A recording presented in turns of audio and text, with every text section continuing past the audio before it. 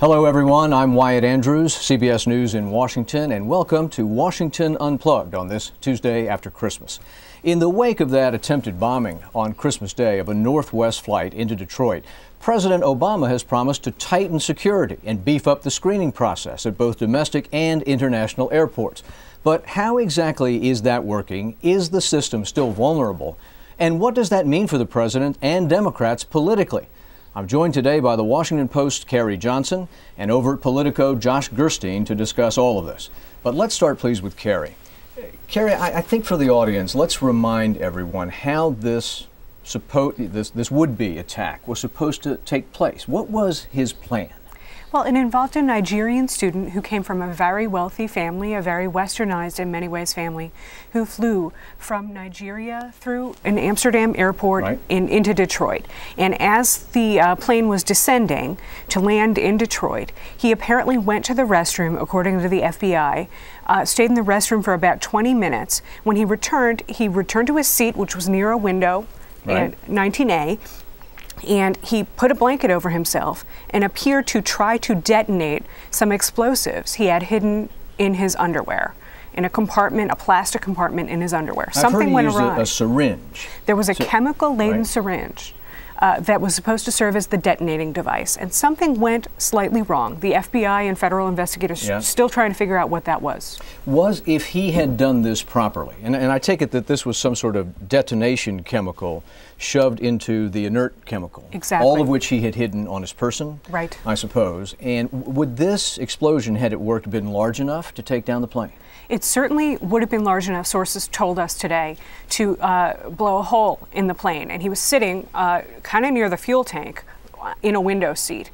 Something went wrong, however, and it didn't work. Instead, it created a fire which wound up burning the suspect, Umar Farouk Abdul-Muttalib. And I also hear several courageous passengers jumped on him, put out the fire, crushed the syringe, and the danger was over at that point. Exactly. There was some noise, sort of like a firecracker, witnesses tell us, at which time a Dutch filmmaker sitting 3 rows behind, jumped on the suspect and tried to restrain him as the flight attendants poured water on the suspect to try to defuse the fire. Now, with all that as background, we should explain that yesterday, if you were at any of the nation's airports, I went out to National Airport, you would have seen a completely random new system of security. Certain people got pat downs, certain people got bag searches.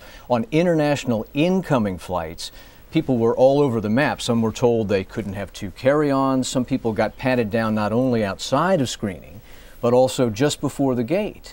It feels completely random.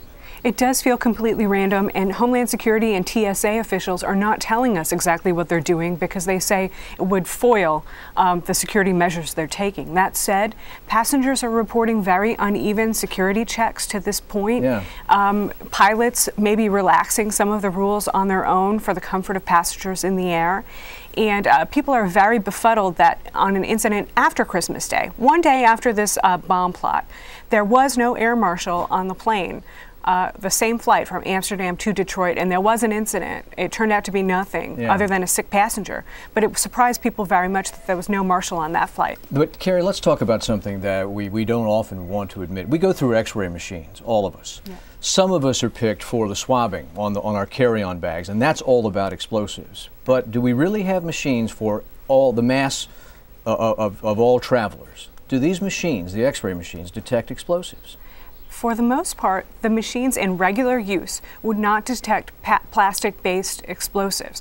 Part of the ongoing debate among national security experts and lawmakers is whether authorities should be using more often these full-body scanners, which have drawn the ire of privacy experts because they show a lot of a person's body underneath their clothing. Now, if I have that right, the concept of the full-body scanner is that it would detect, this was about 75, 80 grams, right? So maybe 1/3 of a cup of sugar, something like that. Exactly.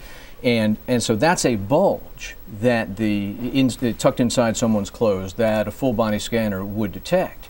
But they chemically, from a chemical point of view, they don't detect explosives. I don't think that's, I think that's exactly right, Wyatt. And even after the government has spent more than $40 billion on airport security since 9/11. And there was one more thing we should discuss, Carrie, and that is the Abdul Muttalib's father went to the embassy in Lagos, Nigeria, and said he was concerned about the radicalization of his son. It didn't raise enough of a red flag for the young man to be put on any kind of watch list, the so-called tied list, much less the no-fly list. Is that a flaw in the system? Well, people are investigating that now on orders of the president himself. The DHS secretary, the attorney general, and others are spanning the works here to figure out what gaps this crisis identified. It is true that the suspect's father went to authorities at the embassy and said, I have been out of contact with my son for a couple of weeks and I'm alarmed. He did wind up in some kind of government watch list, but it was a watch list that was not flagged for people who would get extra security at airports, and that is a big problem for many experts now. And security authorities did not get any kind of new word, fresh information, any kind of flag about this, now suspect in this crime. No, they were different databases. And this has led to rather stinging criticism from several Republicans, including Pete Hoekstra, which is important. Pete Hoekstra is a candidate for governor, Republican candidate for governor in Michigan, but more importantly, he is the ranking member on the House Intelligence Committee, and he was highly critical of the fact on this morning's early show of the fact that no red flag was raised about Abdul Muttalib. You would have thought that this would have gone right to the top of the list and say, wow, we need to follow up on this. We need to watch this guy, and we need to make sure he doesn't get into the United States before we do unless we do additional screening on him. That didn't happen. So let's check in with Josh Gerstein over at Politico. Josh, do you hear some politics here? There's an element of that. Look, both sides can point to problems that they view the other side as having caused. I mean, as Carrie was saying, in terms of deploying the kinds of machines that can detect this kind of thing, the House, including many Republicans, actually voted against that earlier this year. And the Congress also voted, I think, on several occasions to actually tighten up the no-fly list to make the standards more restrictive. So it is a little bit tough for members of Congress to now come and complain about the administration. The administration, for its part, is saying that, well, look, in terms of the watch lists and so forth, the rules we're currently following were set up under the Bush administration back in 2006. So there's a bit of a blame game going on here. And in terms of who actually made the call, as I understand it, it was probably a case agent from the FBI who actually decided whether this information that the father provided to the embassy met the standard to put somebody onto the no-fly list or the extra security list. Josh, Carrie a minute ago was talking about these full body image machines. There's various technologies for that. People at the airport call them the naked machines. But if I have the arc line of this right, the TSA bought about 40 of these for the nation's 450 airports. But at that point, the process was kind of stalled because of the vote you're talking about. Are we in a situation, where privacy concerns began to outweigh security concerns? Well, that was certainly the concern in that vote. There was a privacy concern that was expressed both by conservative Republicans and by liberal Democrats in an interesting sort of straddling of the political spectrum, with some other members of the House in the middle saying that the concerns about security should take greater precedence. But in fact, there were more people concerned about security.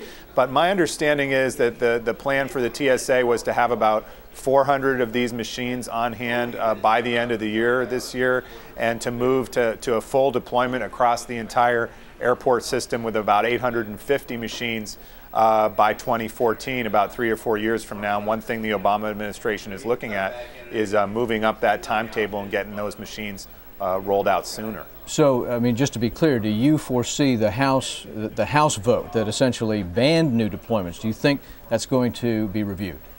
I think that if it comes up again, I think the vote would come out differently. I think a lot of members would probably change their vote. And I'm not clear on whether, I don't think that House vote is at this point binding on the administration, given that I don't believe the Senate has voted accordingly as of yet. And Josh, one more political question. Do you see a substantive or political connection between the Fort Hood attack and the attempted attack in Detroit, given that they're both connected to Yemen and given that it might lead critics to say this administration needs to be a bit more on the case? Yeah, I mean, look, in terms of the specific decision here, as I say, I don't think the father's warning made it up the chain of command to where someone, a political appointee or someone in the White House said, let's disregard this. So I don't think directly you can blame the Obama administration for what happened, but you could ask, why didn't they review those watch list procedures that the Bush administration put into effect in 2006? And you can, I think, also reasonably ask whether there ought to be a greater concern in the direction of possibly profiling, that perhaps the Obama administration has been a touch reluctant to examine people who might be considered Islamic radicals just on that basis alone before they might have any indication that the person actually intends to engage in violence.